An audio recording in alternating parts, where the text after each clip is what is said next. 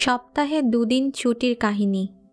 এক শুক্রবার বিকেলে শেখ মুজিবের একমাত্র আপন ভাই শেখ নাসেরের বিধবা স্ত্রী শেখ হেলালের মা শেখ হাসিনার সরকারি বাসভবন গণভবনে এসে শেখ হাসিনাকে বললেন, মা, তোমাকে তো পাই না, তুমি এত ব্যস্ত থাকো, এজন্য আমি আসিই না। খাটতে খাটতে তুমি একদম কাহিল হয়ে গেলে। এক কাম করো মা, সপ্তাহে দুদিন ছুটি দিয়ে দাও, কর্মচারীরাও খুশি হবে নে, আমরাও তোমারে পাবো নে। আপনি ঠিকই তো কইছেন চাচি। এই কথা বলে শেখ হাসিনা তার পরের দিনই সপ্তাহে দুদিন ছুটি ঘোষণা করলেন। চারদিকে এবং পত্রপত্রিকায় সপ্তাহে দুদিন ছুটি ঘোষণা নিয়ে আলোচনা সমালোচনার ঝড় উঠল।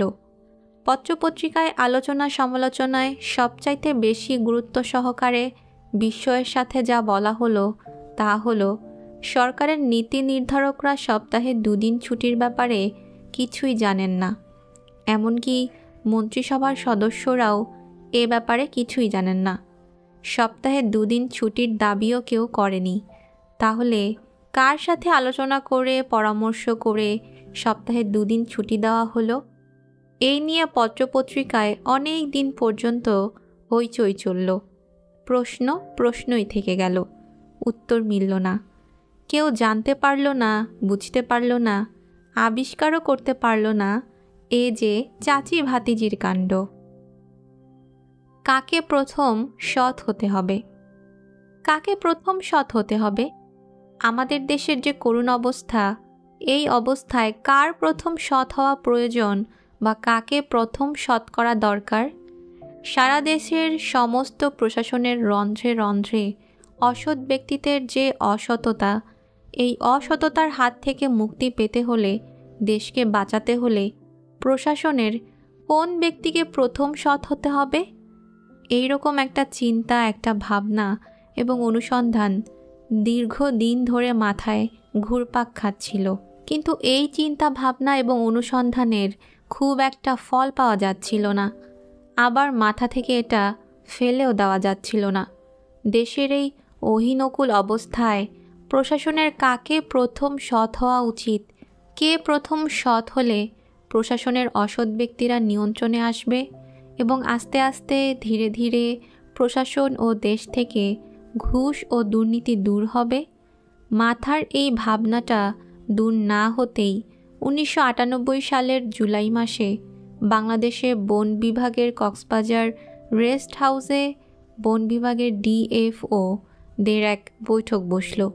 প্রায় 20-25 জন ডিএফও বৈঠকে উপস্থিত হলেন। বৈঠকের আলোচ্য বিষয় সরকার কর্তৃক নতুন সিসিএফ বা প্রধান বন সংরক্ষক নিয়োগদান প্রসঙ্গ। ডিএফওদের বৈঠকে আলোচনা হলো নতুন সিসিএফ প্রার্থী 5 জন। এই 5 জনের মধ্যে বর্তমানে যিনি সিসিএফ আছেন তিনি চাকরির মেয়াদ বাড়িয়ে সিসিএফ পদে আরও থাকতে চান এবং বাকি 4 জন সিসিএফ হতে চান। এই 5 জন সিসিএফ প্রার্থী আলাদা আলাদাভাবে ডিএফ ওদের কাছে ঘুষ বা চাঁদা হিসেবে মোটা অঙ্কের টাকা চাচ্ছেন।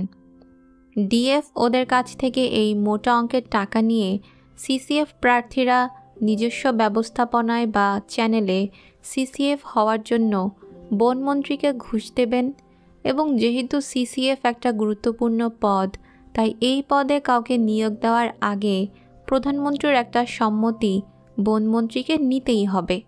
আর তাই সিসিএফ প্রার্থীদের কাছ থেকে নেওয়া ঘুষের টাকা থেকে একটা বড় অংশ প্রধানমন্ত্রীকে বনমন্ত্রীর দিতে হবে, নইলে সিসিএফ পদে নিয়োগ দেওয়া হবে না। বনমন্ত্রী ও প্রধানমন্ত্রীকে ঘুষ দেওয়ার এই প্রতিযোগিতায় যে প্রার্থী সর্বোচ্চ ঘুষের টাকা দেবেন তিনি সিসিএফ হবেন। এই জন্যই সিসিএফ প্রার্থীরা ডিএফ ওদের কাছে মোটা অঙ্কের টাকা দাবি করেছে।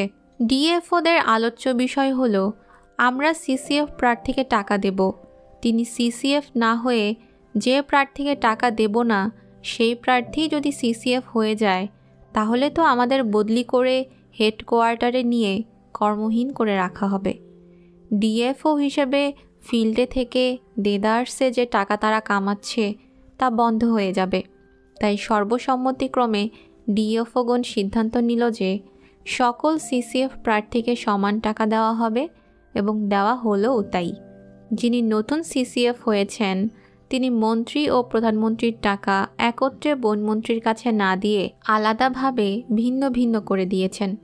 নতুন সিসিএফ জনাব আব্দুস সাত্তার প্রধানমন্ত্রীর অংশ বনমন্ত্রীর হাতে না দিয়ে সোজা চলে গেলেন ঢাকার বেইলি রোডের টাঙ্গাইল মিষ্টি ঘরের ঠিক সাথে লাগা পেছনে ৩য় তলা বিল্ডিং ১২ নং নিউ বেইলি রোডে, যেখানে শেখ হাসিনার ক্যাশিয়ার ছোট বোন শেখ রেহানা অর্ধ বিকলাঙ্গ স্বামী শফিক সিদ্দিকী ঢাক ঢোল পিটিয়ে তদবিরকারক চেম্বার খুলেছেন।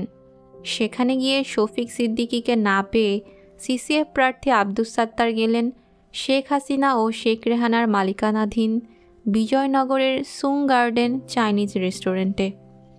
এই রেস্টুরেন্টের ম্যানেজার ইসলামকে তদবিরের বিষয় খুলে বলার পর ম্যানেজার ইসলাম সিএফ প্রার্থী আব্দুস সাত্তারকে সঙ্গে নিয়ে চলে গেলেন বনানীর আবেদ টাওয়ারের নিচতলায় অবস্থিত শেখ হাসিনা ও শেখ রেহানাদের মালিকাধীন অপর restaurant fountain Fortune restaurant and বারে।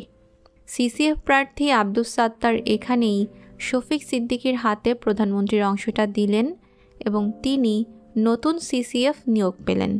সুরে সুরে কথা বলা। রাজনীতিতে সুরে সুরে কথা বলতে হয়। পার্টি বা সংগঠনের মূল নেতা বা নেত্রী যিনি, তার সুরে সুরে কথা বলতে হয়। আপনি যে পর্যায়ের নেতা বা কর্মী হন না কেন, পার্টি বা সংগঠনের অথবা রাষ্ট্রের মূল হোতা যিনি, তার হাতে মূল ক্ষমতা। তিনি যদি চৈত্রের ভর দুপুরেও বলেন এখন রাত, আপনাকেও তাই বলতে হবে। যদিও তখন ভর দুপুর, তবু ভুলেও তা বলতে পারবেন না। যদি সুরে সুরে কথা না বলে সত্য কথা বলেন, তাহলেই আপনি নেতার কাছে হবেন অগ্রহণযোগ্য ব্যক্তি। নেতা বা নেত্রী যা বলবেন তা যতই অসত্য বা ভুল হোক না কেন, তা আপনাকে তালে তালে সুরে সুরে ঠিক, সব ঠিক বলে যেতে হবে। যদি তা না পারেন, তাহলে আর যাই হোক অন্তত রাজনীতিতে সাইন করতে পারবেন না, যোগ্য হতে পারবেন না। আর রাজনীতিতে যিনি মূল নেতা বা নেত্রী বা ক্ষমতার মূল মালিক, অর্থাৎ যিনি ক্ষমতার কেন্দ্রবিন্দু, তার কাজ হয় যে তার সাথে তাল মিলিয়ে সুরে সুরে কথা বলবে বা কাজ করবে, তাকেই সবচেয়ে যোগ্য ও আনুগত্যশীল মনে করা। এর বাইরে তিনি আর কিছুই মনে করতে পারবেন না। অর্থাৎ ভুল করেই হোক অথবা ইচ্ছে করেই হোক, তিনি দিনকে রাত বলেছেন, তার অধীনস্থ কোনো নেতা বা কর্মী যদি তা শুধরে দেয়, তাহলেই তিনি ধরে নেন অধীন এই লোক তার প্রতি আনুগত্যশীল নয়, যোগ্যও নয়। বাংলাদেশের প্রেক্ষাপটে বিশেষ করে আওয়ামী লীগ প্রধানমন্ত্রী শেখ হাসিনার ক্ষেত্রে তিনি যা বলবেন বা করবেন তা সঠিক হোক না হোক অবশ্যই বলতে হবে ঠিক, সবটাই ঠিক। শেখ হাসিনার রাজনীতিতে প্রথম কথা হচ্ছে তার কোনো ভুল থাকতে পারে না। কেউ যদি মনে করে শেখ হাসিনার ভুল হয়েছে, তাহলে তাকে রাজনীতির প্রথম কথা পুনরায় স্মরণ করতে হবে। ঠিক ঠিক নেত্রী, আপনি যা বলেছেন বা যা করেছেন তা সবই ঠিক। শেখ হাসিনার রাজনীতিতে যারা এভাবে চলেছে তারাই উপরে উঠেছে এবং সফল হয়েছে, কোনো শিক্ষা নেয়নি। রাষ্ট্রনায়ক বা রাজনৈতিক নেতাদের ইতিহাসে সবচাইতে ক্ষমতাধর ব্যক্তি, যার মুখের কথায় লক্ষ কোটি মানুষ উদ্বেলিত হতো, যার আঙ্গুলির ইশারায় সারি সারি মানুষ মৃত্যুর দিকে ছুটে যেত, পরম করুণাময় আল্লাহর দরবারে হাত তুলে নিজের জন্য দোয়া করার কথা ভুলে গিয়ে যার জন্য মানুষ দোয়া করত, তিনি শেখ মুজিবুর রহমান। কেউ কেউ তাকে জাতির পিতা বঙ্গবন্ধু শেখ মুজিবুর রহমান বলেন, কেউ বলেন না। এদেশের বেশিরভাগ মানুষ জাতির পিতা বঙ্গবন্ধু বলেন না, স্বীকার করেন না এবং মানেন না। কিন্তু তিনি যে বাংলাদেশের রাষ্ট্রপতি বা প্রধানমন্ত্রী এবং রাষ্ট্রপতি, এটা সকলেই স্বীকার করেন। 1975 সালের 15ই আগস্ট মসজিদে ফজরের আজান হচ্ছে, আসসালাতু খাইরুম মিনান নাউম, আসসালাতু খাইরুম মিনান নাউম। মুসল্লিরা শয্যা ছেড়ে নামাজে যাচ্ছে ঠিক সেই সময় বাংলাদেশের সবচাইতে ক্ষমতাধর ব্যক্তি শেখ মুজিবুর রহমান বাঁচার জন্য, শুধু বাঁচার জন্য দীর্ঘ 3.5 ঘন্টা কত চেষ্টা তদবির না করেছেন। তার প্রাণ বাঁচানোর জন্য সেনাবাহিনী প্রধানের কাছে ফোন করেছেন, সেনাবাহিনীর ঢাকা ব্রিগেড কমান্ডারের কাছে ফোন করেছেন, তার নিরাপত্তার দায়িত্বে নিয়োজিত সেনা ইউনিট প্রধানের কাছে ফোন করেছেন, পুলিশের আইজির কাছে ফোন করেছেন, পুলিশ কন্ট্রোল রুমে ফোন করলেন, গণভবনে ফোন করলেন, কিন্তু কোনো জায়গা থেকেই একটু সাড়া শব্দও এলো না। সর্বশক্তিমান পরম করুণাময় আল্লাহ শেখ মুজিবুর রহমান ও তার পরিবার পরিজনের জীবন রক্ষার জন্য একটি মানুষকেও পাঠালেন না। যে ব্যক্তির এত লোকজন, এত ঢাল তলোয়ার, এত অনুসারী, এত ক্ষমতা, তাকে সাহায্য করতে, তার প্রাণ বাঁচাতে কেউই এগিয়ে এলো না।